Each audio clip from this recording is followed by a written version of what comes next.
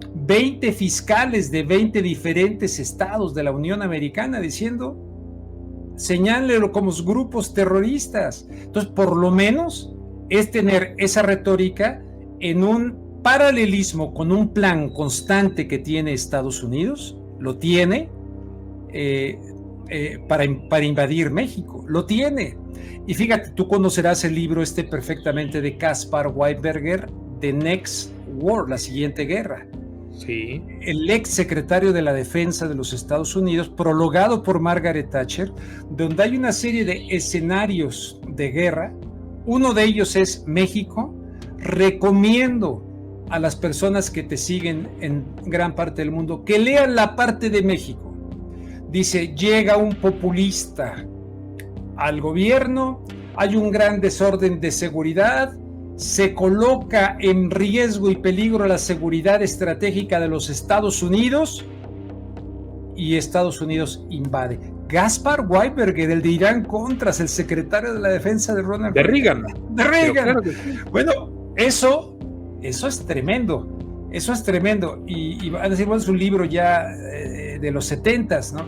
También son rebatibles, por más que son muy atendibles. El primero es el siguiente. López Obrador les está dando la mayoría de lo que quieren. ¿Por qué se lo harían a él? Bueno, se lo hicieron a Noriega. Exactamente, que estaba en la nómina de la CIA. A Noriega, que era un hombre de ellos. Y ahora está en una cárcel norteamericana hace 40 años pudriéndose.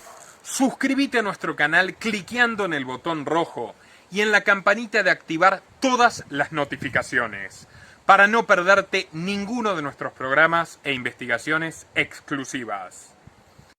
Bueno, muy buenos días, muy buenas tardes o muy buenas noches, depende de dónde nos estén mirando. Hoy les traigo una imperdible entrevista con un gran amigo de esta casa, mi respetado y admirado don Rubén Luengas, que hace mucho no lo teníamos. Qué placer estar con usted. Mi querido Nicolás Moraz, el placer es para mí. Evidentemente te seguimos con mucha atención y siempre con tus exclusivas y con tus videos impresionantes, y sobre todo que me da mucho gusto que ya recuperaste tu canal, ¿no? Eso la verdad es que vale mucho la pena, independientemente de que tuviste que borrar no sé cuánto, pero me da muchísimo gusto, Nicolás, que estés, bueno, nunca dejaste de estar en la batalla, pero te necesitamos, es más. Se agradece muchísimo su apoyo, Rubén, y se valora tantísimo de un profesional de tan vasta experiencia y calidad ética como la que usted tiene. Muchas gracias. El mundo bastante convulsionado, la verdad no sé ni por dónde empezar, pero podríamos empezar por esta tragedia que yo estaba mirando ayer a la noche. Usted acaba de actualizármelo con una nota de la BBC, que es el incendio en un centro del Instituto Nacional de Migración de México en Ciudad Juárez, ¿verdad? En la frontera con Texas, con El Paso, Sí, si no me equivoco. exactamente. 39 sí. Personas muertas y 29 heridos, una auténtica calamidad. Sí, fíjate que yo, como te decía, he tratado de bajarle un poco la velocidad a ciertas cosas para, pues ahora sí que disfrutar de cuestiones de la vida cotidiana, junto a mis hijos y junto a mi esposa y tal, y lo vamos haciendo. De hecho, por ahí he aprendido a cocinar un platillo que me enseñó mi esposa, maravilloso, que me encanta, nada más que luego se me olvida, tengo que estarle, oye, ¿qué le pongo? Pero entonces le he bajado un poquito la velocidad, pero sí, yo me encontré hoy con esta noticia. Dices que tú la revisabas desde ayer, 39 personas muertas y 29 heridas. De hecho, tengo entendido que el presidente habló en su conferencia mañanera acerca de este tema, pero pues no sé cuál habrá sido todavía en realidad la causa de este incendio. Se informa de 68 hombres mayores de edad, y originarios de Centro y Sudamérica que se encontraban en este recinto en el momento del incendio. Y por aquí pues hay una fotografía horrible, que me hace suponer que la situación, de hecho, no sé cuándo vas a presentar pero yo hoy en la noche en mi transmisión en vivo voy a tener a Guadalupe Correa justamente para hablar acerca de este tema y otros, ¿no? Ya hice una grabación, ¿no? Fíjate, sobre la cuestión de Francia, que hoy nuevamente hay enfrentamientos, cuando estamos grabando contigo, es hoy martes, y nuevamente hay enfrentamientos en París y hay una serie de tensiones muy fuertes en diferentes partes de Francia. Claro que nuestra común amiga Guadalupe hizo muchos años de investigación de campo allí en El Paso Sí. y en Juárez, ¿no? En la frontera. A mí no deja de sorprenderme cómo los estadounidenses siempre mandan a hacer el trabajo sucio a determinados gobiernos y luego no les pagan muy bien por los servicios. O sea, en este momento, hace algunas semanas, varios legisladores republicanos, incluyendo algún demócrata, diciendo que los cárteles mexicanos son organizaciones terroristas y lo que ameritaría una intervención militar, lo que me parece, solo mencionarlo, una suprema prepotencia por parte de los estadounidenses, ¿no? Y en realidad lo que ha hecho en estos 4 años López Obrador, al menos, cuanto menos en materia migratoria, es obedecer muy sumisamente, por lo menos desde mi perspectiva, usted me corregirá si piensa diferente, a los mandatos, primero de Trump y luego de Biden, que han sido idénticos. Muy parecido a lo que hace Marruecos con España o Turquía con el resto de la Unión Europea, ¿no? Frenar fuertemente, incluso a veces violentando los derechos humanos, las olas migratorias para que no tengan que ocuparse de eso en el primer mundo. Y a cambio recibir partidas presupuestarias y subvenciones por ello. Pero no parece que se lo valoren mucho, ¿no? A López Obrador, Yo estoy como viene la retórica. totalmente de acuerdo contigo. El presidente mexicano Andrés Manuel López Obrador publicó un libro antes de ser presidente que se llama Oye Trump. Y de hecho él fue a Los Ángeles y yo estuve presente cuando ahí hablaba acerca de ese libro. Lo presentó en la Universidad de Northridge. Iba Elenita Poniatowska, iba Pedro Miguel, en fin, y era como un pararse de manera firme ante el presidente Trump para reclamarle una serie de cuestiones con respecto a etiquetar a México como exclusivamente narcotraficantes y todo aquello, ya sabes, ¿no? Y la cosa del muro, toda esa retórica. Pero al llegar justamente a la presidencia, Andrés Manuel López Obrador tuvo que doblar las manos por las amenazas de la imposición de aranceles al 80% de las exportaciones mexicanas que van justamente hacia los Estados Unidos. Eso lo puedo llegar a entender, Nicolás, perfectamente bien. Puedo llegar a entender lo que es que un país como Estados Unidos y con un presidente como Trump, que confesaba que cómo trata él a sus socios en el ámbito privado de los negocios, que es intimidarlos hasta doblegarlos, y que así iba a manejar las cosas desde la Casa Blanca. Bueno, puedo llegar a entender que cómo te pones a las patadas con Sansón. Lo que no puedo llegar a entender es que en varias ocasiones el presidente López Obrador le diga a los mexicanos que gracias al presidente Trump, porque no nos impuso absolutamente nada. O sea, decir una mentira de ese tamaño es tremenda. Entonces, él llegó incluso a cambiar aquella frase que se le atribuye a Porfirio Díaz. Yo no sé si verdaderamente la dijo Porfirio Díaz o no, pero se le atribuye. Pobre México, tan lejos de Dios y tan cerca de los Estados Unidos. Y él dice, yo ahora diría, bendito México, tan cerca de Dios y no tan lejos de los Estados Unidos. Eso decía hace poco el presidente. Y luego no solamente eso, sino hablar reiteradamente de una integración de toda el área de las Américas o del continente americano, pero una integración al estilo de la Unión Europea con Estados Unidos y con Canadá. Y de repente viene aquello, ¿verdad? Que decimos muchos de que los Estados Unidos a nivel de gobierno no son amigos de nadie más que de sus intereses, y viene toda esta embestida que se ha venido planeando desde hace décadas, Nicolás, a nivel bipartidista. No es un asunto republicano o demócrata, es un asunto bipartidista donde se busca plantear un escenario al estilo del Plan Colombia que se les impuso a Colombia, que aquí se iba a llamar Plan México y que con el expresidente de la derecha del Partido de Acción Nacional, Felipe Calderón, se le impuso y le nombraron Iniciativa Mérida, pero que básicamente era lo mismo. Ya que se fue Trump y que ganó el señor Biden, entonces se ajustó, se acomodó López Obrador bien y habló de amistad y con ellos perfecto, la llevamos muy bien, pero resulta que empezó a cambiar toda esa retórica cuando se reproduce esto que con Trump decía, no estaría mal tipificar como grupos terroristas. Hillary Clinton me lo dijo a mí en una entrevista que realicé, donde ella también desde entonces pedía que a los grupos criminales de México se les tipificara como organizaciones terroristas. Esto nos llevaría a que Estados Unidos se vería obligado, según sus leyes, a incluir a México en la llamada guerra en contra del terrorismo.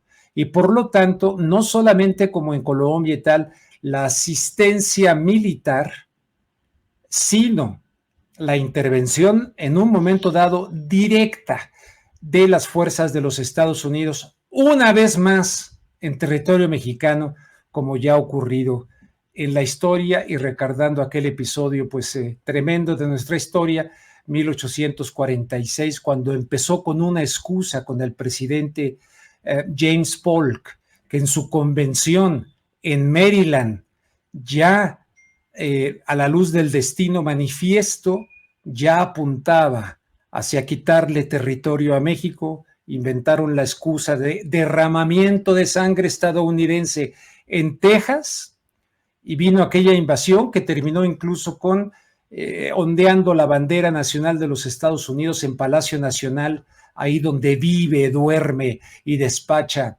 el presidente Andrés Manuel López Obrador, ahí ondeó la bandera de los Estados Unidos. Entonces, él constantemente está hablando de la historia, conocedor de la historia, no puede pensar que verdaderamente los Estados Unidos van a ser amigos y luego mucho menos hablar de una integración simétrica con Estados Unidos y Canadá es verdaderamente absurdo. Y de repente, como tú bien dices, pues qué mal le están pagando.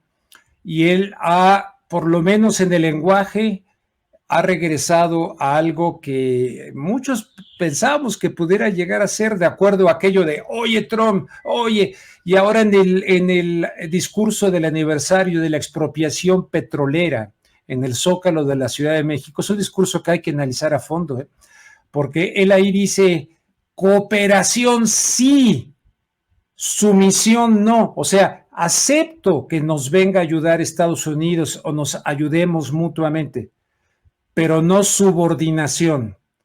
Eso está en entredicho porque llevan décadas planeando esta subordinación y militancia de las Fuerzas Armadas Mexicanas al Comando Norte, dentro de lo que es la hegemonía clásica de los Estados Unidos de Norteamérica. Y termino nada más para decirte con la convicción de que Estados Unidos, así como hizo con el terrorismo, administrando estos grupos terroristas que ellos mismos manejaron, por ejemplo, para su antojo en Libia, y reclutaron personas de Al Qaeda para ir en contra de Bashar al-Assad en Libia, etcétera, pero desde luego en Siria y Libia, etcétera, así como eso, lo han hecho con el narcotráfico.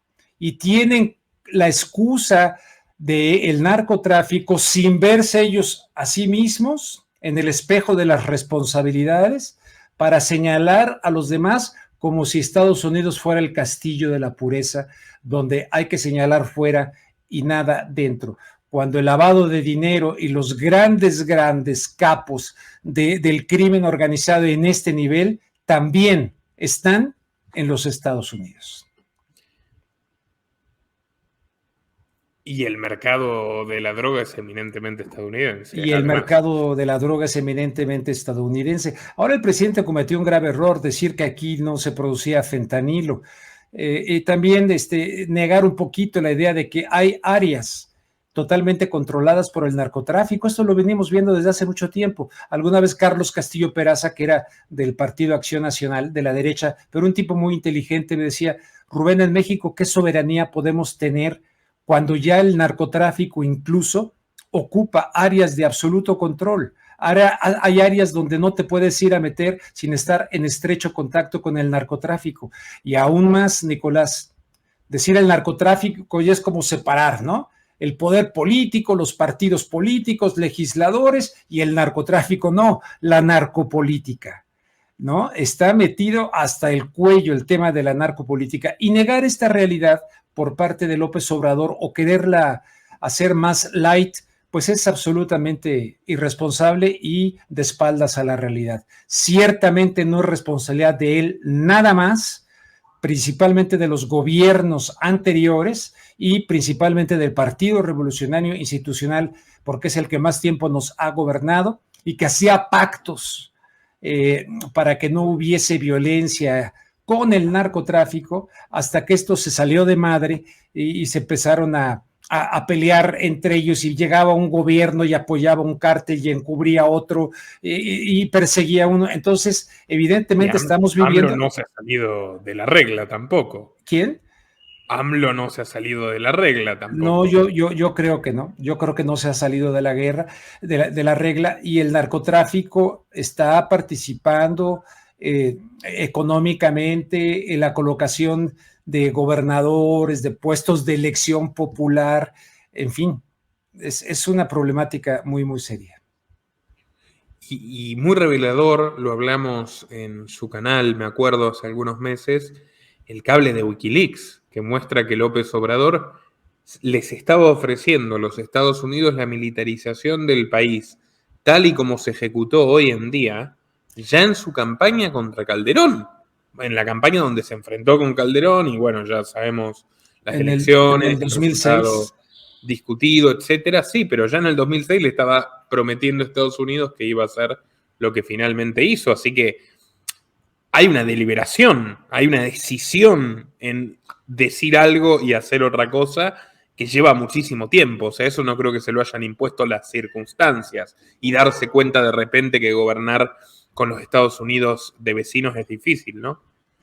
Sí, esto que mencionas de Wikileaks fue en el 2006, y de hecho también hay algún video, te lo puedo mandar cuando terminemos la grabación, en la cual él habla en el año 2006, que es cuando se enfrentó a Felipe Calderón de la derecha, después de los 6 años de Vicente Fox, y ahí señala claramente que el presidente, ahora presidente, entonces precandidato Andrés Manuel López Obrador, efectivamente, bueno, candidato en aquel entonces, efectivamente a Tony Garza, el embajador Tony Garza, que fue esposo de Aramburu Zavala, la ex dueña de la cervecería Corona acá. Bueno, ese embajador, con él, según Wikileaks, López Obrador ofrece esto que está haciendo el día de hoy, con la militarización, la incorporación de los militares a la seguridad pública, en fin.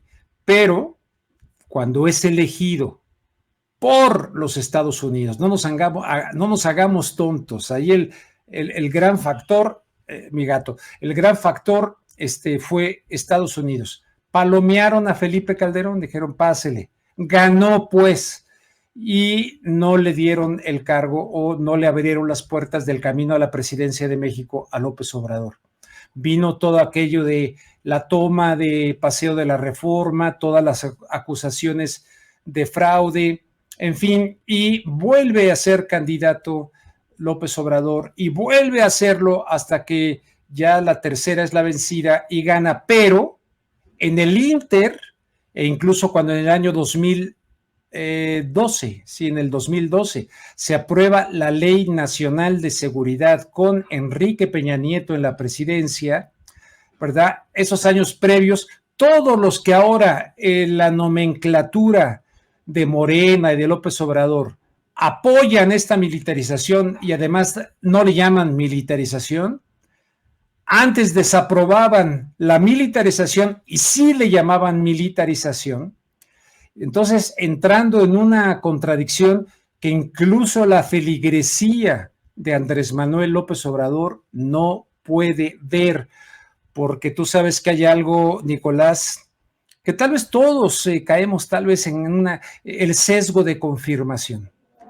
Ese sesgo de decir, a ver, yo voy a comprar un libro, voy a leer un artículo, no, a Nicolás no lo voy a ver porque igual me dice cosas que no están en mi narrativa interna y me hace enojar o me convence de que puede haber alguna duda. Entonces está el sesgo de confirmación, buscar todo aquello que nos confirme. Eso está pasando ahorita gravemente en México. La gente mete la cabeza como el avestruz y no quiere escuchar nada. Les he presentado un video donde todos estos, ya no se diga Bartlett y todos, hablaban de militarización y ¿por qué no? Pues hoy es sí. Y dicen, ¿por qué? Porque el presidente tiene derecho a cambiar de opinión. Entró a la presidencia y se dio cuenta del toro que tenía que enfrentar. No es cierto, porque ahí está, en el 2006, era el plan original y es lo que a fin de cuentas está realizando en el tema de la seguridad. Muy, muy interesante esto que usted plantea. Yo estoy tratando de explicárselo a mi público también, de las cámaras de eco en las que vivimos, y me incluyo, vivimos. Algo que yo he aprendido de usted es que hay que tratar de ser ecléctico o ecuménico en las lecturas, en las fuentes de información.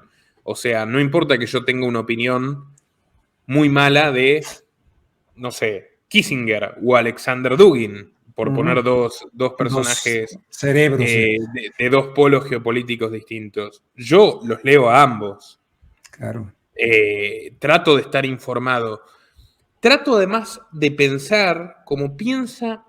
Mire, el otro día leí un estudio de Cambridge que sostiene que en Occidente el porcentaje de la sociedad que está realmente compenetrado con las noticias, o sea, altamente politizado, ha pasado del 3% al 6% en promedio. Yo no sé si seguramente el estudio no es infalible y demás, pero creo que es así, ¿eh? Nosotros a veces pensamos, bueno, la mayoría está harta de tal gobierno, o la mayoría está fanatizada con tal político, y en realidad es la gente que se expresa y que vocifera en Internet. No es la mayoría de la humanidad. O sea, creo que todavía hay masas inmensas de personas que nos rodean que están más preocupadas por el TikTok, todavía generaciones mayores por el show televisivo, pero cada vez más por el TikTok, por el videíto chiquito de las redes sociales, por la receta de cocina, por el youtuber de videojuegos, y los que nos preocupamos de estas cosas somos pocos. Nos enzarzamos en grandes batallas, por así decirlo, dialécticas, y siempre terminamos encerrados en un pequeño círculo de gente que, bueno, nosotros estamos en contra del globalismo por distintas razones, por las mismas razones, no importa, bueno, vamos a escuchar a una media docena de personas, una docena de personas que tienen ideas parecidas sobre ese tema. Los que al contrario están muy a favor del progresismo solo van a leer el diario, la revista, el blog que les confirma su sesgo. Y terminamos divorciándonos de la realidad. Sí, porque la realidad es más compleja que esos sesgos, ¿no? Y que esas narrativas que nos van permitiendo inclusive presentarnos en la vida social ante los demás. A mí, por ejemplo, pues me dicen aquí en México, cambiaste, Luengas, cambiaste. Y luego lo atribuyen a que he de estar recibiendo algún tipo de beneficio económico o tal, porque ya no me expreso con respecto a no sé si llamarle cuarta o esto de López Obrador, pero es que antes eran aspirantes a, no es lo mismo que sean aspirantes a que a estar ya en el poder, y entonces no es que uno cambie, no veo ningún cambio. Me sigue molestando a mí este llamado neoliberalismo. Yo soy de los que creo que debe de haber algún tipo, por ejemplo, Slim. Bueno, aunque tal vez ahí no sea resultado. A ver, ¿por qué es rico Carlos Slim? ¿Por el neoliberalismo o por un capitalismo de cuates donde Carlos Salinas de Gortari le entregó, ¿no? Entiendo esa crítica, que muchos dicen, no, es que no es el neoliberalismo, pero esto del neoliberalismo de que va a ir goteando. O sea, yo lo que estoy a favor es, San Pablo decía, el que no trabaje, que no coma, pero se refiere al flojo, al holgazán, no a aquellas personas que están verdaderamente, y que, por ejemplo, los migrantes estos que se van y que van a buscar trabajo y que los he visto allá trabajando, pero de veras como mulas varios de ellos, en el Valle de Salinas, por ejemplo, que es la gran ensaladera de los Estados Unidos, trabajados por un ejército de espaldas dobladas, que son básicamente mexicanos, pero también salvadoreños, en fin, pero que vaya que trabajan. Pero a lo que voy es esto de el que no trabaje, que no coma, el holgazán, el flojo, etcétera. Pero sí negar, mi querido Nicolás, negar la parte de la explotación del hombre por el hombre, me parece, híjole, como que, ¿no? Como que la historia de la humanidad ha habido esa explotación. Entonces, estoy en contra del neoliberalismo de Salinas de Gortari, los vínculos de Salinas de Gortari, expresidente de México, cuyo padre, que fue secretario de Comercio e Industria, era íntimo amigo de los Bush, y desde entonces se venía fraguando para México un tratado de libre comercio que a fin de cuentas ni es tan libre ni tan tratado y que lo pueden violar cuando se les pegue la gana, y en un momento dado aprovechándose de que hay mano de obra barata y se le asigna a México ese papel, que es lo que estamos viendo ahora, para quitarle a China todo aquello y traerlo aquí en lo que ahora le llaman o nearshoring o friendshoring o lo que sea, pero vamos acá, es mano de obra barata. Pero por lo tanto, entonces, ¿dónde queda la posibilidad de una soberanía, de una economía nacional que nos permita tener hasta una visión distinta del consumo y no la visión patológica estadounidense, pornográfica, de un consumo exacerbado, ¿no? Así lo veo. Entonces, llega un gobierno que se dice de izquierda y crea ciertas dádivas, ciertas cosas de dar dinero, de repartir dinero, correcto, pero no de cambiar las estructuras que han originado históricamente la pobreza en México y no de salirse del esquema impuesto por Estados Unidos de tratados supuestamente de libre comercio, que yo no sé qué tan libres sean. Ahora, esto los empresarios me dicen, está mal usted, el trato de libre comercio ha sido muy bueno para México, muy bueno para México. Pues, ¿para cuál México? Porque pues hay muchos Méxicos, ¿no? Entonces, yo critico muchas cosas de ahora, porque ya estoy hablando demasiado, critico muchas cosas de ahora y no cambié. No cambié, más bien veo cosas distintas, no, sigo estando en contra de ese neoliberalismo o esa situación donde estemos luchando por tener y no nada más o agregarle a luchar por tener, porque ciertamente necesitamos consumir, somos seres humanos, pero luchar por ser. Está descuidada la cultura, todo lo que hacemos entre el significado de la existencia, de la vida, otro tipo de valores, están supeditados al poderoso Dios mercado y todo se convierte en un mercado especulativo de casino.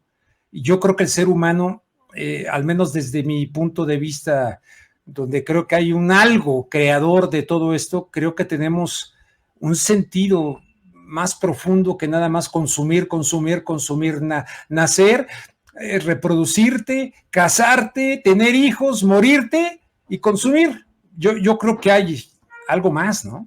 No sé si me explico, Nicolás, o estoy muy... No, claro que se explica, don Rubén. Más allá de los matices, siempre es un placer escucharlo.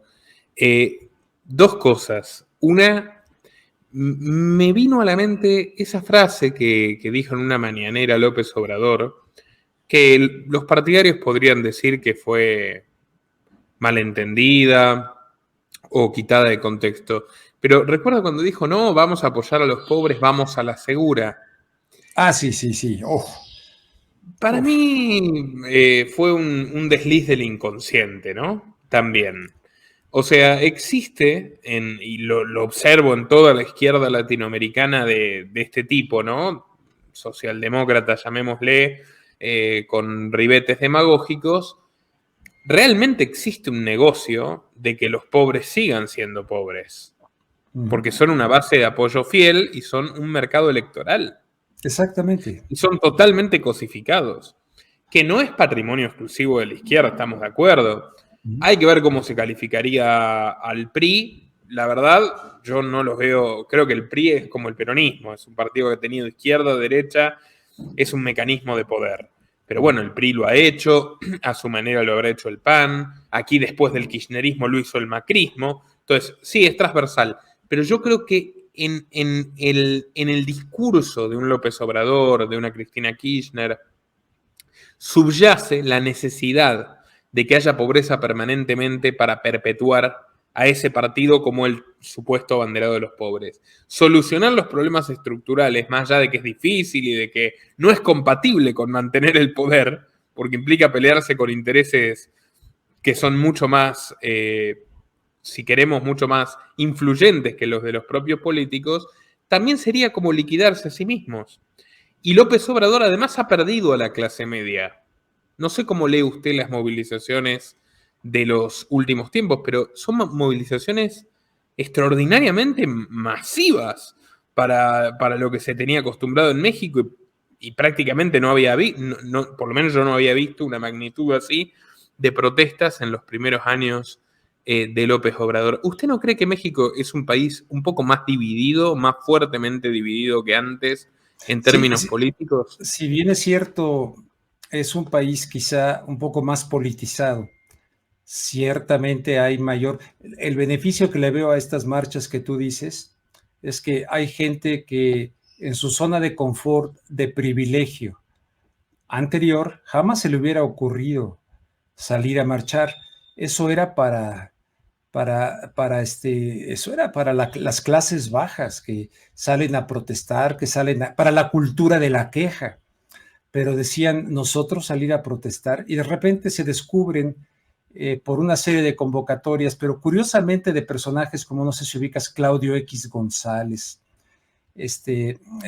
personajes de la alta esfera. Por ejemplo, el papá de Claudio X González, cuando yo era corresponsal aquí en mi propio país de la cadena Telemundo, alguna vez abrieron espacios para entrevistar una serie de personajes y me tocó entrevistarlo a él, si no me equivoco, él era el representante en México de Procter & Gamble, ¿no? Y entonces, en esa charla, él me decía, el candidato de la izquierda, que a fin de cuentas viene del PRI, pues era Cuauhtémoc Cárdenas, ¿no? El ingeniero Cuauhtémoc Cárdenas. Y él decía, mucho cuidado, porque con él viene detrás el comunismo. A ver, ¿cuál comunismo? O sea, por ejemplo, con López Obrador, ahí viene Chávez. Ahí viene Chávez. Yo no encuentro todavía hoy por hoy, déjame decirte que recuerdo a Hugo Chávez, aquí huele a azufre, y aquí esto y aquí lo otro. O sea, recuerdo un cuate como que le sabías, y si tú quieres un lenguaje del imperialismo y lo que tú quieres, etcétera. En cambio, en López Obrador encuentro una ambigüedad, pero veo dividido porque efectivamente este periodo está descuidando mucho, incluso no solamente en la retórica, sino el tema de la clase media. Y la clase media es fundamental y ha sido fundamental incluso en las revoluciones históricas, ¿no? Entonces yo creo que sí hay una cuestión más dividida, pero donde está sacando también a flote aspectos que se están administrando desde un lado y desde el otro, los fifís, los no sé qué, los chairo, los no sé cuánto, desde el punto de vista racial. Y vaya que en México hay situaciones dolorosas, lacerantes de racismo, pero de racismo incluso que también, mira, yo fui a escuelas públicas toda mi vida, Nicolás. Jamás, yo no sé lo que es una escuela privada. Mis padres no tenían así como para yo ir a una escuela privada y tal. Fui a escuelas públicas. Y en algunas de esas escuelas públicas, dos, tres personas por ahí y tu servidor, éramos de los pocos que teníamos un aspecto, digamos, no del común denominador. Entonces, la agresión a nuestras personas era brutal. O sea, en una ocasión nos agarraron con cadenas de bicicleta. ¿Por qué? Pues porque éramos güeritos. Porque yo de chavito era medio güerito. Entonces, cuando hablo de esto, se escandalizan, pero yo te puedo decir que experimenté lo que es un racismo al revés, y siendo que mis padres me habían enseñado a convivir con todos como seres humanos, como hermanos todos, toda mi raza humana es mi tribu, decía Gibran, Jalil Gibran, y sigo pensando en eso. En octubre del 68, cuando a las Olimpiadas, aquí después de la masacre, y que la Villa Olímpica, aquí cerca de tu casa, la Villa Olímpica, y que veías japoneses, chinos, negros, blancos, amarillos, todo. Padrísimo, era un ambiente donde te sentías como parte de una familia humana, ¿no? A fin de cuentas, todos somos humanos, ¿ven? Pero desgraciadamente creo que se está, pero como tú dices, si los pobres no existieran para determinadas izquierdas, pues los inventan, harían fábricas de pobres, hay que inventarlos, porque nos dan, y eso que dijo tan lamentable ahí López Obrador, pero luego vienen las aclaraciones, malinterpretan, son los conservadores, son los no sé qué, y esta retórica evidentemente pues divide, fractura. Por eso digo, recuerdo siempre eso de Churchill, ¿no? Ahora que vamos a una nueva elección, dice, el verdadero estadista piensa en la siguiente generación mientras el político piensa en la siguiente elección, o que se le atribuye a Churchill, ¿no? Pero que un día se lo conté a Hillary Clinton, se lo pregunté a Hillary Clinton, y había un town hall de estos que se llaman rallies y tal, y en la noche me cita, pero sin citarme, dice, porque como decía Churchill, y se lo atribuyó ahí a ella, yo se lo había preguntado el mismo día en la mañana, nos dio mucha risa. Pero falta, yo no veo estadistas, yo la verdad veo gente arribista que quieren llegar al poder, punto, para beneficiarse de él, porque no Igual, es para... a veces hay que tener cuidado con los estadistas, ¿eh? Que Churchill era... Pero no, Churchill era, Churchill era tremendo, sí, no, yo sé que hay una idealización de este hombre del puro, ¿verdad? Y del whisky, ¿verdad? Porque era bien whiskero, que una vez, en una reunión, estaba el borracho, y una mujer le dijo, usted viejo borracho, y dijo, usted vieja fea, y si a mí lo borracho se me quita mañana, pero usted lo fea nunca, así fue, ¿no? No me vayan aquí a tildar ahora de que estoy en contra de las mujeres. Eso.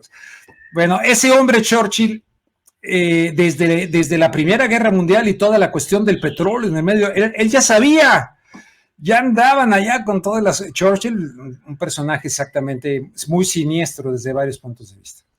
La otra cosa, don Rubén, que oye, perdón, de De Gaulle, ¿qué piensas? Yo tengo una buena imagen de Charles de Gaulle. ¿Era un estadista o no? A ver, seguramente Churchill también era un estadista. Ahora, yo no sé si un hombre de Estado es heroico, no lo creo necesariamente. Yo creo que es alguien que sirve para prolongar o mejorar la estabilidad de la clase dirigente de un país. Eso es lo que yo veo, ¿no? Pero claramente Churchill comparado con Boris Johnson es como un físico cuántico comparado con un pintor de brocha gorda en términos de saber científico. El pintor de brocha gorda puede ser mucho mejor persona. No es el caso tampoco de Boris Johnson, pero veo a De Gaulle parecido. De Gaulle era bastante autoritario, como Churchill. Era una época también donde proliferaban esos regímenes, pero lo que yo sí veo de valioso en De Gaulle, él tenía un economista muy cercano a la escuela austríaca que lo asesoraba en política monetaria, y por eso fue pionero en rechazar la imposición del dólar como reserva de valor, que viene con Bretton Woods, que realmente es a punta de pistola. Y él dice, bueno, entonces tomen los dólares y denme el oro. Y me parece que fue muy audaz, muy inteligente, y lo pagó muy caro.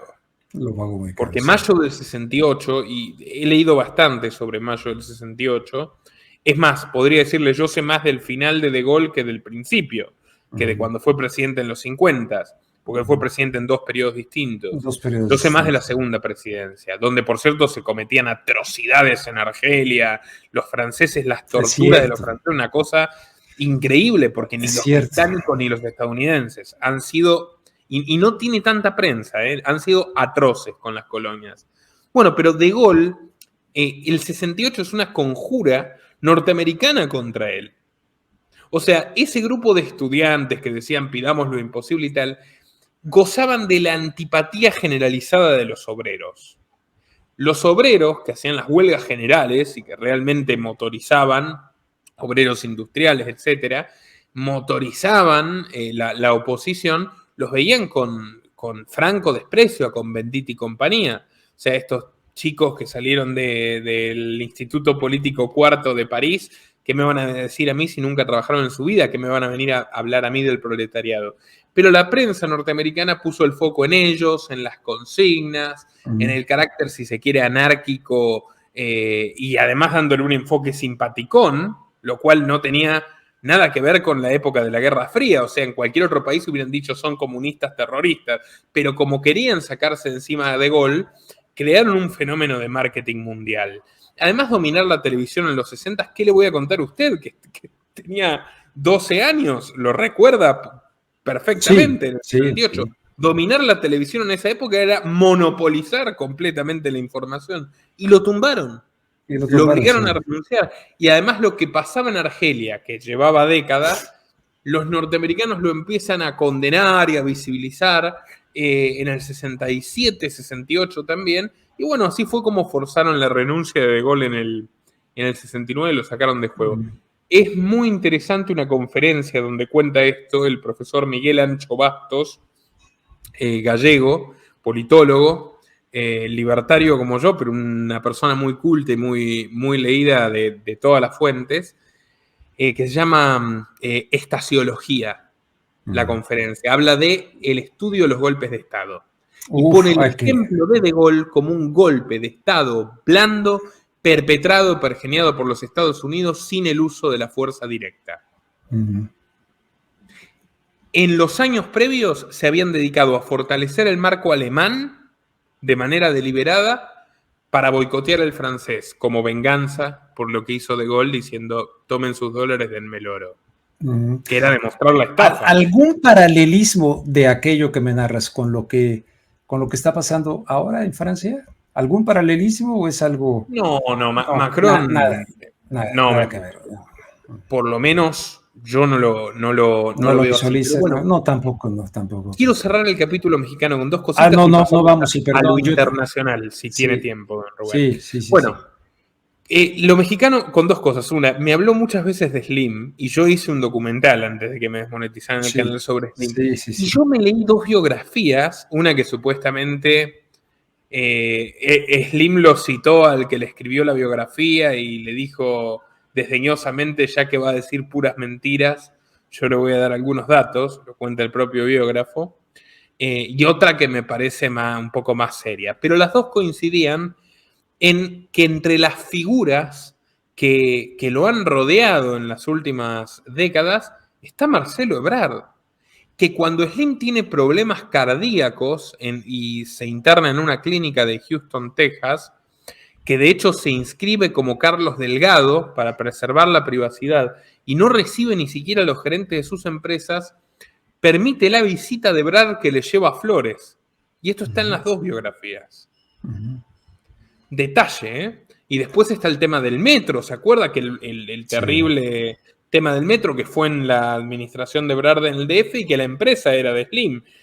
Y que de hecho luego, como si fuera responsabilidad social empresaria, dijo, bueno, yo voy a financiar el vértice ahí es Carlos Salinas de Gortari.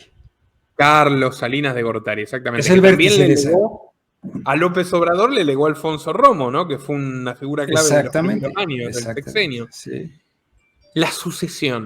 La sucesión de López Obrador, ¿cómo la ve? Ebrard, Sheinbaum, ¿cómo cree que va a ser México a partir de 2024?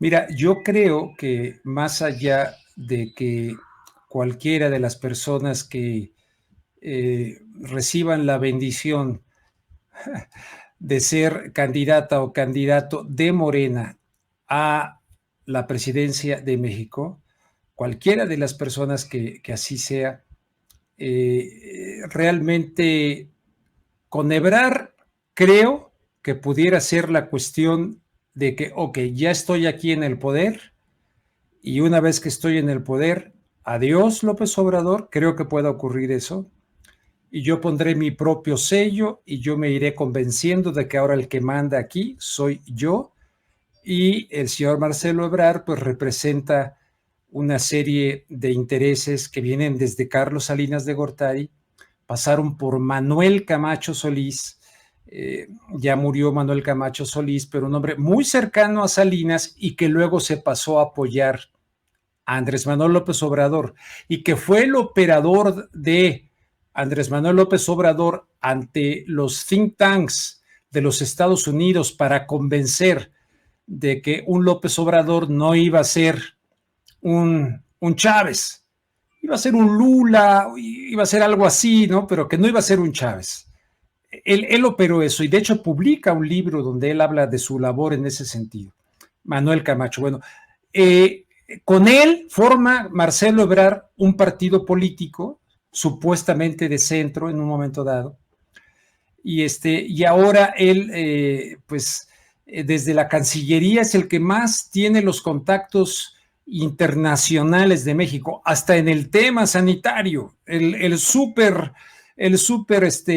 y recientemente cuando habló la ex embajadora Marta Bárcenas sobre situaciones de la relación bilateral México-Estados Unidos, en la línea de esto de la imposición, de toda esta cuestión que hemos estado hablando, resulta que sale a flote cómo esta señora se pelea con Marcelo Ebrard públicamente y el espaldarazo en una conferencia de prensa se lo da López Obrador a Marcelo Ebrard, siendo que Marta Bárcena está casada con un tío de su esposa, de Beatriz Gutiérrez Müller, o sea, y le da el espaldarazo a Marcelo.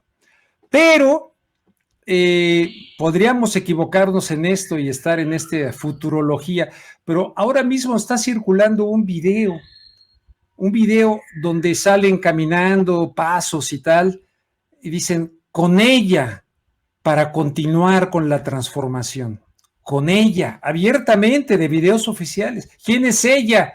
Pues salvo que sea alguien ahora transgénero y diga, pues ahora me veo como mujer o ese tipo de Marcelo cosas. Ebrard.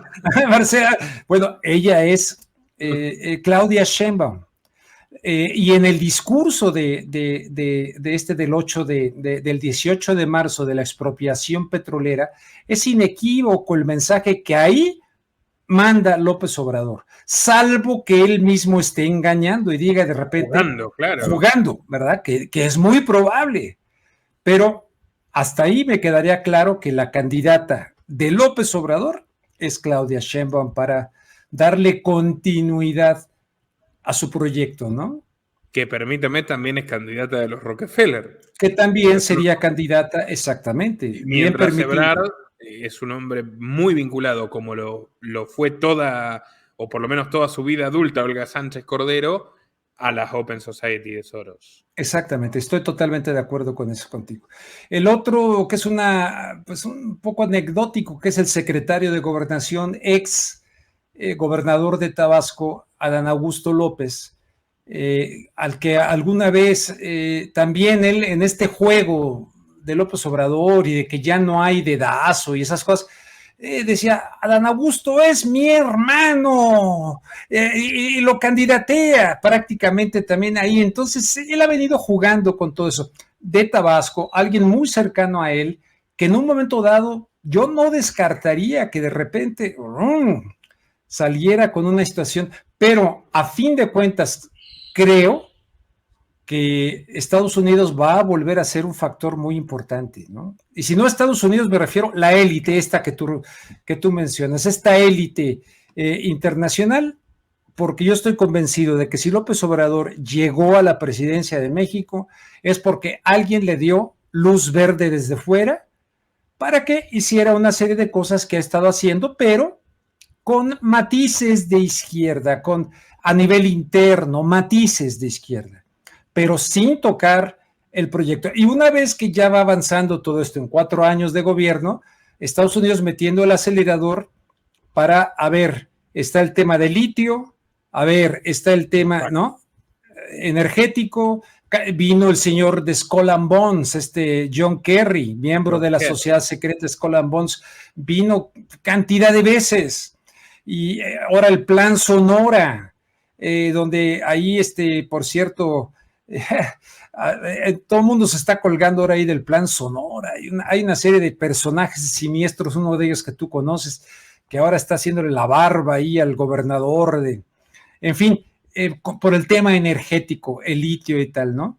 Que sería interesantísimo que un día aceptes una invitación de mi canal para que nos hables de lo que implica las baterías de litio y todo, el litio como contaminante, como tal. Ese tema es sensacional y tú ya he visto que lo dominas muy bien. Petróleo.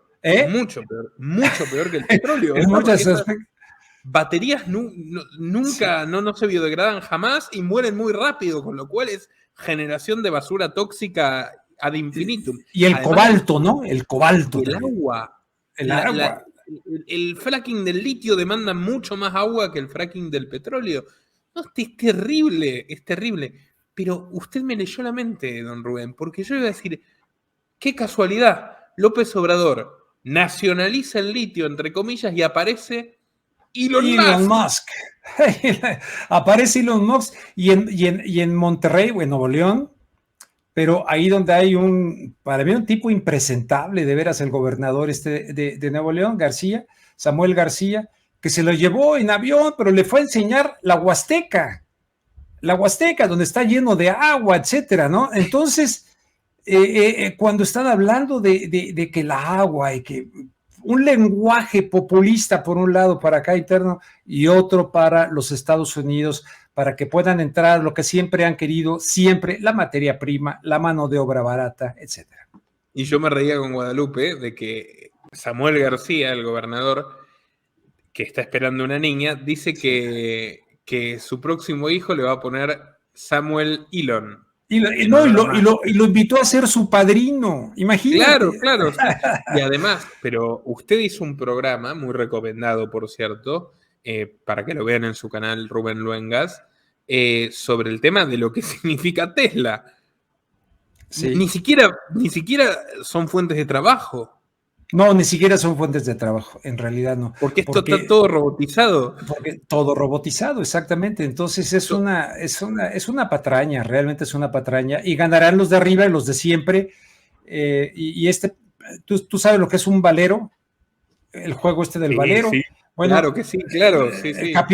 Capiruchos, dando marometas como de capirucho feliz, tipo que ya hasta lo quiere hacer su compadre. O sea, de ese nivel de patología tenemos a las personas que gobiernan, ¿no?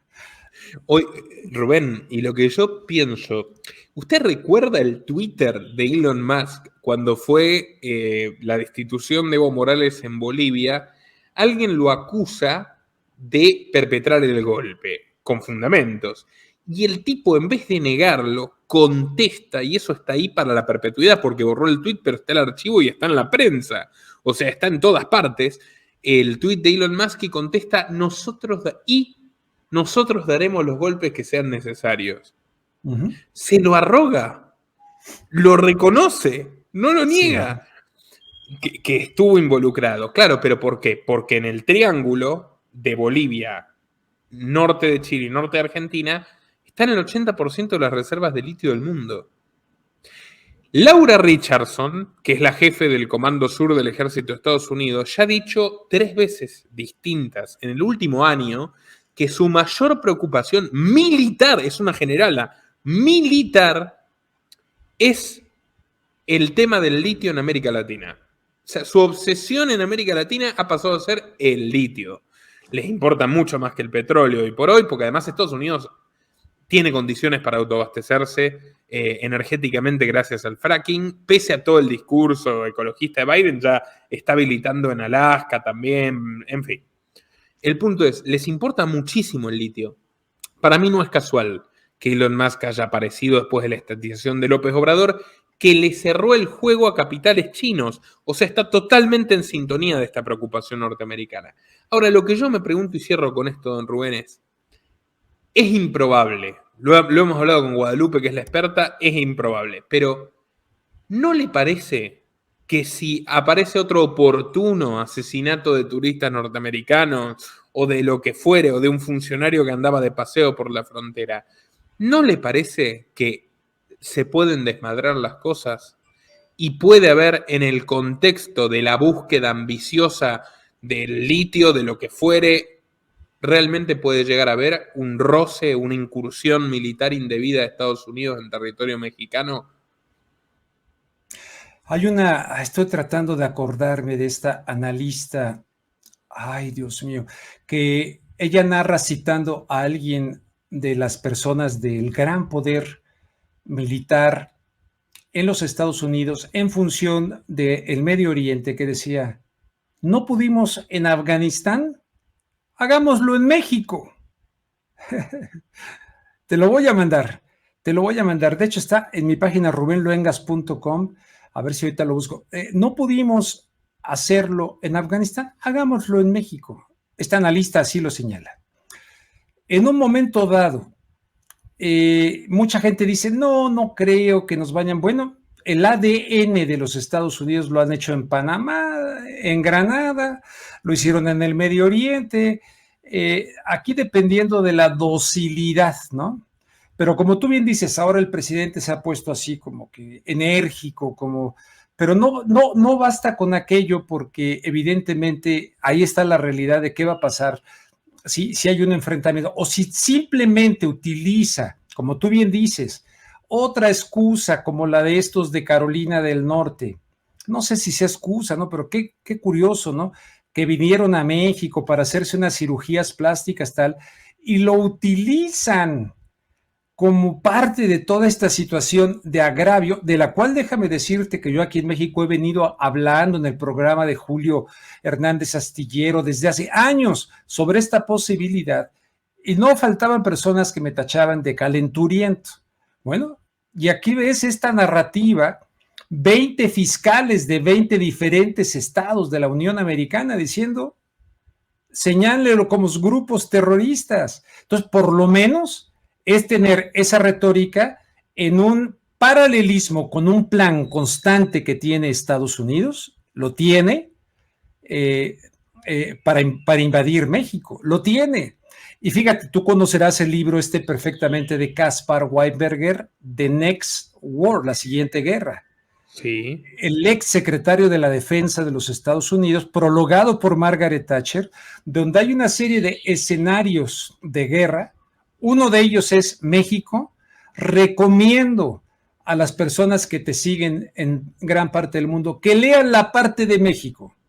Dice, llega un populista al gobierno, hay un gran desorden de seguridad, se coloca en riesgo y peligro la seguridad estratégica de los Estados Unidos, y Estados Unidos invade. Gaspar Weinberger, el de Irán Contras, el secretario de la defensa de Ronald Reagan. De Reagan. Claro que sí. Bueno, eso es tremendo. Eso es tremendo. Y van a decir, bueno, es un libro ya de los 70s, ¿no? Léanlo.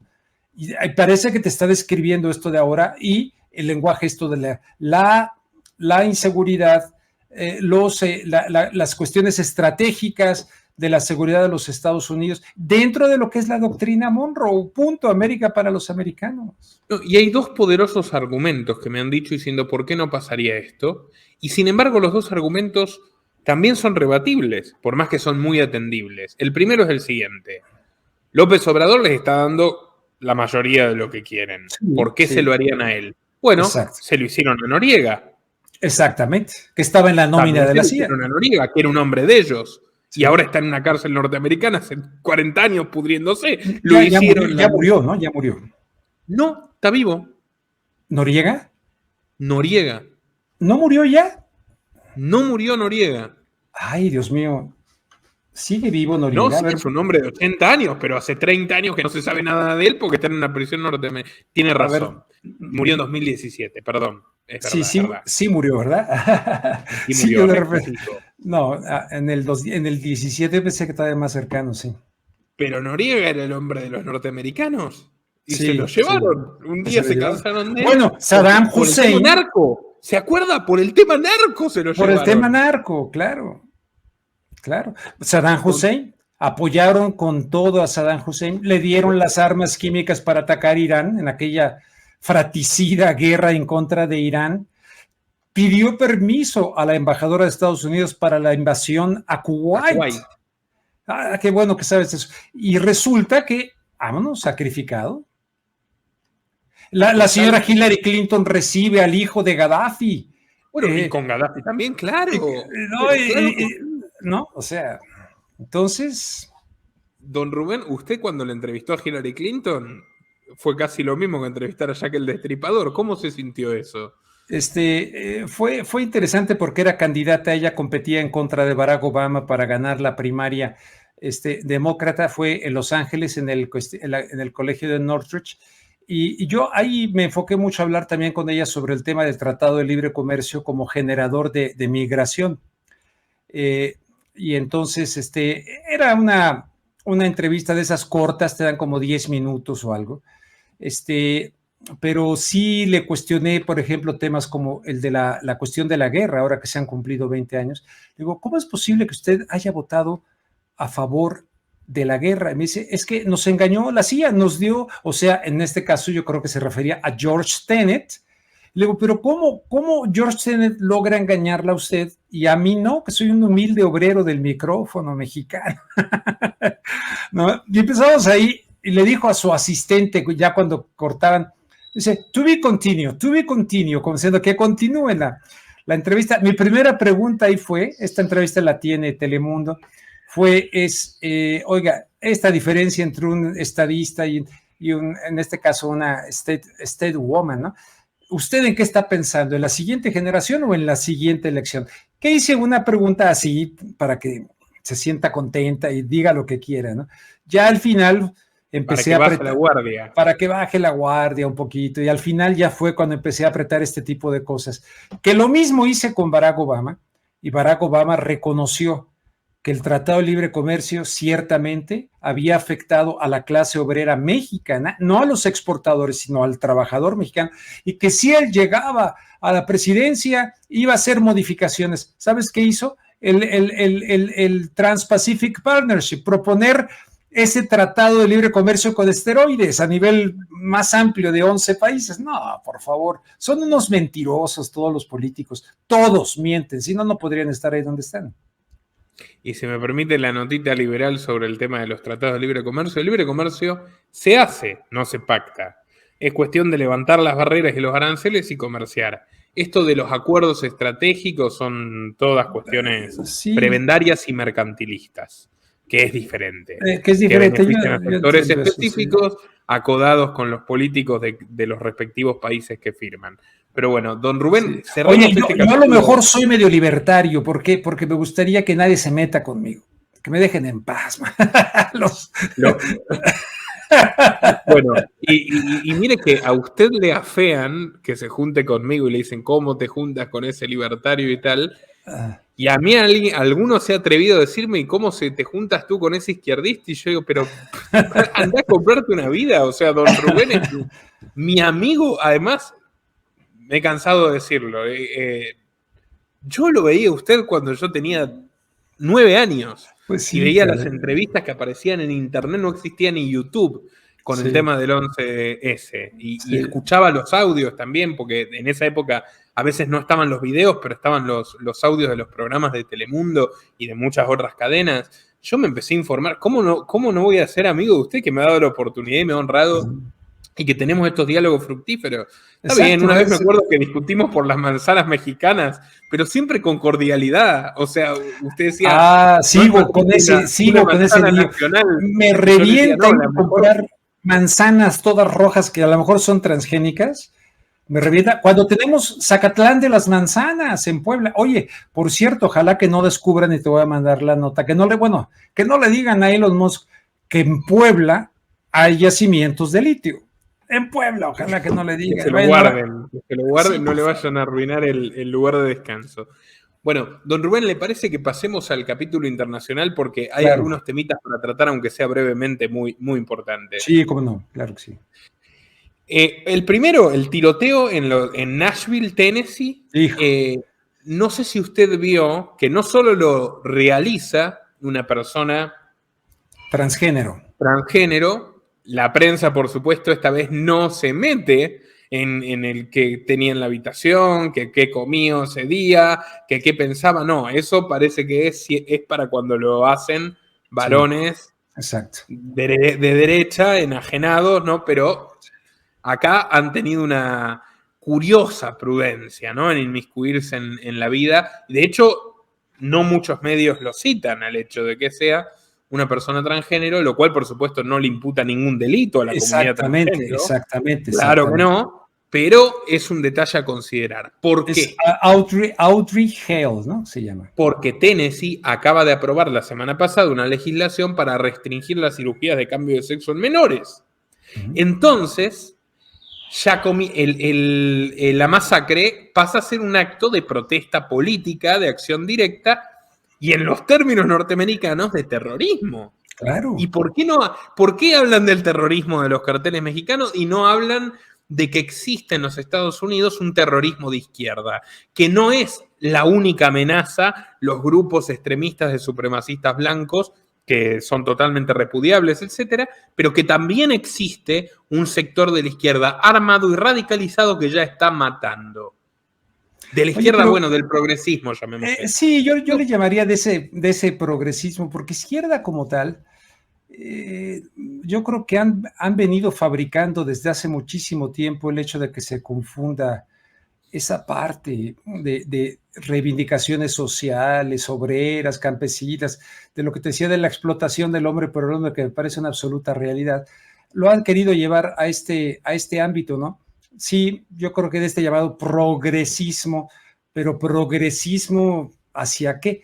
Bueno, aparte de que esto, como tú bien dices, me gustó que lo dijeras, no compromete ningún delito a la comunidad o como se le llame a las personas que el hecho, para empezar, estoy a favor de que se prohíba que a los menores de edad se les permita hacerse cirugías y tal y tal. Sí, Estoy yo a los totalmente, niños también. No tiene ningún sentido. Es un crimen humanitario. es un crimen humanitario. ¿Cómo es posible para las personas que nos ven que en Estados Unidos una persona pueda comprar legalmente una cerveza hasta los 21 años de edad o ir a un bar hasta los 21 años de edad, ¿verdad? Pero que antes de niño pueda cambiar de, entre comillas, cambiar de sexo? Porque, muy entre comillas, porque hay un basamento biológico que biológicamente eres esto o eres lo otro. Ahora, ¿te gusta, tienes tal tendencia sexual? Ahí soy libertario, haz lo que se te pegue la gana, ¿no? Mientras no dañes a los demás. Entonces, utilizar este acto de terrorismo justamente, cobrar la vida de unos niños, además en una escuela donde ella estudió o él estudió, no sé cómo llamarle, él, ella o whatever, lo que quieran, e ir a asesinar, ir a matar, me parece más que ideológico, me parece de salud mental, de salud mental. Pero, fíjate, tú me dijiste que trataste el tema, no sé si puedo aquí, ¿me permites compartir algo? Pero por supuesto que sí, don Rubén, Sí, ¿cómo no? compartir pantalla aquí, aquí está esto, que yo te mandé esto para preguntarte, aquí dice que la organización, bueno, perdón, no sé, no quiero comprometer la transmisión, la fulana de tal instruye a las escuelas para enseñar a los niños pequeños la masturbación y el sexo en la escuela.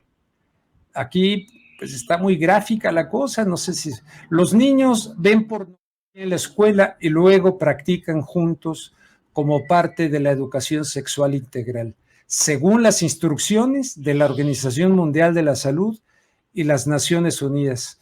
A continuación encontrará 2 capturas de pantalla de documentos oficiales publicados por la Organización Mundial de la Salud y las Naciones Unidas. Instruyen a las escuelas de todo el mundo para que enseñen técnicas sexuales y de masturbación a los niños pequeños. Y luego viene todo esto y descarga tal, y luego vienen por acá fotografías de cómo lo están, mira, centros de diversiones de los niños de esta naturaleza, cuestiones como esta, evidentemente. No. ¿Qué opinas de esto? Para empezar, te pregunto, ¿esto es real, verdad? Porque es de una página muy seria. Abominable, sinceramente. Mire, yo no tuve tiempo de cotejarlo, pero vamos a ser claros, don Rubén. A mí no me sorprende. Si esto, a ver, en España empezaron, o sea, esto es ya lo más perverso de toda esta locura. Empezaron con los talleres contra el amor romántico. ¿Se acuerda cuando estuvo muy de moda el feminismo? Que ahora ya ha evolucionado. Vamos a terminar extrañando el feminismo radical. Sí, ¿no? Porque ahora ya va más allá. Pero cuando el feminismo radical, que fomenta el odio a los hombres, el victimismo de las mujeres, que es totalmente venenoso, estuvo más de moda, empezaron con los talleres contra el amor romántico para que las chicas no crean en enamorarse del galán y tal. Bueno, básicamente quitarle una dimensión bellísima de la vida a los jóvenes, extirpárselo quirúrgicamente a través de un mecanismo de adoctrinamiento. Bueno, después están las cuestiones de la inclusión, que a ver, a mí no me parece mal, de hecho me parece bien que los niños incorporen nociones de tolerancia, pero esto no es tolerancia, esto es pornografía. O sea, esto es explícito, esto es enfermizo. Y a ver, ¿por qué le digo que no me sorprende? Porque esto ya se está viendo en España hace muchos años. O sea, el siguiente paso fue el de empezar con el tema de la masturbación, etcétera, con la ministra, con la aberrante viceministra de Igualdad, Rodríguez Pam, diciendo que un grave problema social es que el 75% de las mujeres todavía disfruten de la penetración. O sea, es una cosa fascista, es fascista, del Estado interviniendo en la vida íntima. Y ahora en Argentina también hubo una polémica en 2021 porque en un país donde ya el 60% de los menores de edad son pobres, o sea, porque la pobreza está especialmente concentrada en los niños y en los adolescentes, el Estado empezó a invertir en comprar penes de madera para que practiquen cómo colocar un preservativo en las escuelas. Entonces usted me muestra, pero ¿cómo no?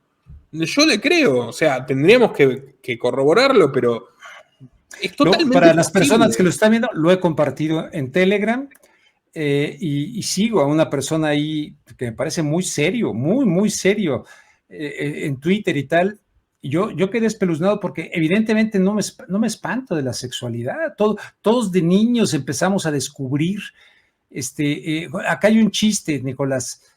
No sé si los chistes caben en tu espacio serio. Sí, hombre, está. Hemos hablado de todo. Así que, bueno, los chistes le hace una mancha más al tigre. De Pepito, ¿no? Así era el personaje.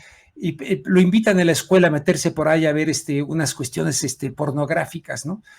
Y de repente Pepito empieza a llorar y los otros, ¿por qué estás llorando, Pepito? ¿Qué no te está gustando? Mira, nada más, Pepito dice, no, es que me dijo mi mamá que si veíamos estas cosas nos íbamos a volver piedras. No, hombre, no le hagas caso a tu mamá, ¿y qué te está pasando? No, yo ya estoy sintiendo algo durito. Y pensaba que se iba a volver piedra y empezó a llorar. Bueno, valga ese chiste a decir, todo eso es natural, pero ¿quién va a regir y desde qué perspectiva o quién me va a influir a mí sobre el desarrollo de una sexualidad sana? Aquí esto de estudio apunta a querer normalizar la filia. Por ahí va el análisis que hacen en esto. Sí. ¿Y qué derecho tiene en una escuela una maestra a que le diga a un niño, a ver, tú y este niño se van a masturbar mutuamente aquí como parte de una ¿qué?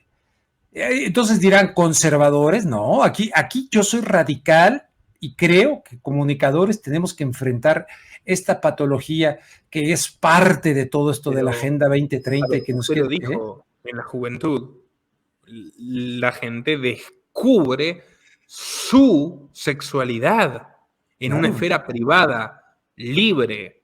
A ver, sí, el factor de lo furtivo, además si nos pusiéramos ya en análisis cultural, el factor de lo furtivo, clave en el erotismo, o sea, esta sexualización enfermiza, sistémica del gobierno, del aparato escolar contra los niños, es brutal. no puede generar otra cosa que una vida miserable si los niños efectivamente caen en esto y no tienen también un respaldo en su casa o otro tipo de, a ver, una válvula de escape. Pero pasa que los niños están indefensos, ese es el punto. Por eso son las principales víctimas de estos sujetos despreciables. Mire, le voy a decir una cosa, Rubén, ya me vino a la mente, perdón lo caótico, Mira, ¿no? nomás Pero me bajo acabo de hacer tantito a acordar. estas imágenes, nomás rápidamente, porque quiero ponerte la parte donde dice que UNESCO, todo esto, mira, la UNICEF y todo, o sea, por eso me quedé, dije, aquí sexo oral en estas cosas de que son del McDonald's, según esto. Entonces digo que está, y normalizando la pedofilia. ¿Por qué se sexualiza a los niños de todo el mundo, como hemos revelado en nuestro informe de evidencia, abuso infantil y asesinato por parte de funcionarios de más alto nivel? La pedofilia está muy extendida entre los funcionarios gubernamentales y las élites financieras. Su agenda es normalizar sus prácticas ocultas de abuso infantil. Y yo sí lo creo, sinceramente sí lo creo, que quieren hacer eso. Perdón. Sí, y está a ver, la matriz malthusiana de fomentar todo aquello que, ay, ¿cómo decirlo en términos YouTube friendly? Que impida la multiplicación de nuestra especie. Sí. También es un hecho. Mire, lo que ayer me sorprendió es que, a ver, ¿se acuerda que hace unos meses una ejecutiva de las Naciones Unidas estaba teniendo una entrevista y dice, nosotros acordamos con Google para que cuando se busca sobre la sopa china o sobre la cuestión climática aparezcan nuestros resultados en la primera página del primer lugar, porque nosotros somos los dueños de la ciencia. Usó esa frase. Ah, sí, somos los dueños de la ciencia. Somos los dueños de la ciencia. Yo dije, We own science, dice. We own ayer science, ocurrió literalmente. esto, ¿no? En Nashville, esta tragedia. Dije, a ver, ¿qué pasa si buscamos el significado de transgénero en Google? Y aparece distinción sexual, esto es el diccionario de Oxford, ¿no? De las personas que no se sienten identificadas parcial o totalmente con el género con el que nacieron. Y después aparece el concepto de sexo asignado. ¿Sabe cuál es el primer resultado de búsqueda? O sea, la primera página que aparece en Google cuando usted busca esto, habría que ver si es igual en México, pero muy probablemente lo sea. Lo es, sí. La sección de identidades transgénero y género no binario de la Planet Parenthood. Wow. Pero Wow. y ahí uno empieza a razonar. ¿Por qué la Planet Parenthood? Paternidad planificada, ¿no? Que es eso el significado, que es la red de clínicas abortistas más grande del mundo, está preocupada en visibilizar la cuestión transgénero. Y uno dice, bueno, me acuerdo de que Margaret Sanger, la fundadora de la Planet Parenthood, su propósito real no era difundir el aborto como un derecho de la mujer, sino como un instrumento, cita literal de su pensamiento totalmente despreciable y filonazi, para exterminar al peso muerto de la basura humana. Esa es la palabra que utilizó la fundadora de Exactamente. Planet Parenthood, que era Sí. una eugenesista psicopática. Eh, Bueno, pasaron las y décadas. hay una cuestión con los niggers, perdón. Estoy citándola a ella. Hay toda una parte ahí con la cuestión, la comunidad afrodescendiente, ahí, y esta marca. Y nada más decirle a la gente que no lo sepa, porque siempre habrá alguien que no lo sabe, que el primer director formal de aquello fue el papá de Bill Gates. William Gates Sr. Exactamente. Pero claro que sí. Ahora, ¿qué hace la Planet Parenthood teniendo tan buen posicionamiento para hablar de personas que no van a quedar embarazadas ni van a abortar? Exacto. Por obvias razones. Exacto. O sea, Sí, empiezan, clarísimo, hay una clarísimo, conexión clara, ¿no? O sea, entre clarísimo, clarísimo. nuestro propósito real es que la gente no se reproduzca. Y bueno, en fin.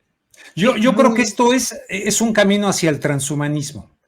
Esto del Sí, transgénero es un camino hacia el transhumanismo, hacia esta cuestión de la desintegración corpórea, la fusión a la máquina, como nos lo dicen en la cara los psicópatas estos como Klaus Schwab, ¿verdad?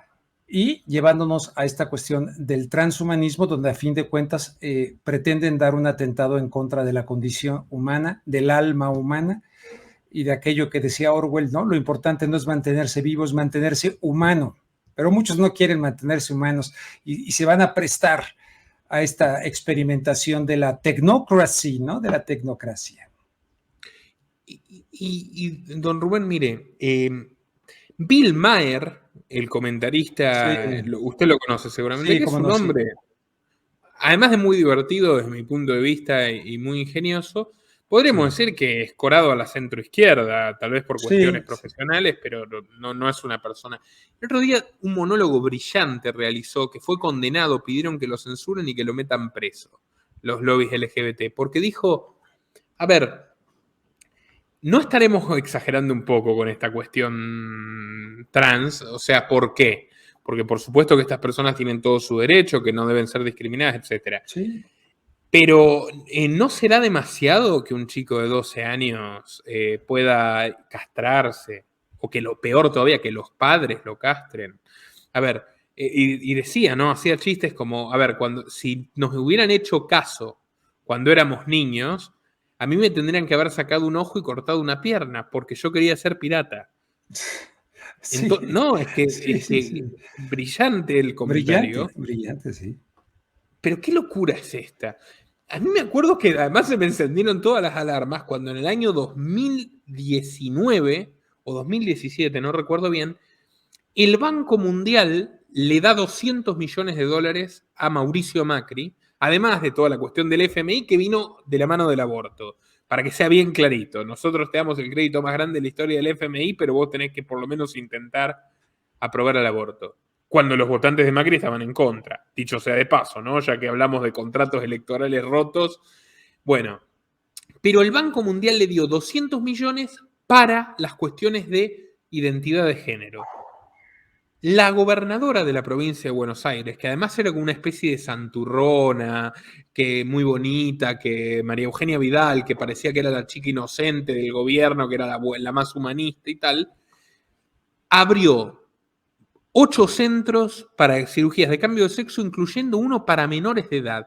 Y eso no estaba reglamentado, o sea, lo empezaron a implementar sin que siquiera haya una ley que lo regule. Claro, ahora el Estado argentino está enfrentando las primeras querellas de esos chicos que tenían 13 y ahora tienen 19 y se sienten que su vida fue arruinada Exacto, por exacto, haberlos exacto. hormonizado, por haberlos castrado químicamente, no se pudieron desarrollar, no pueden sentir placer.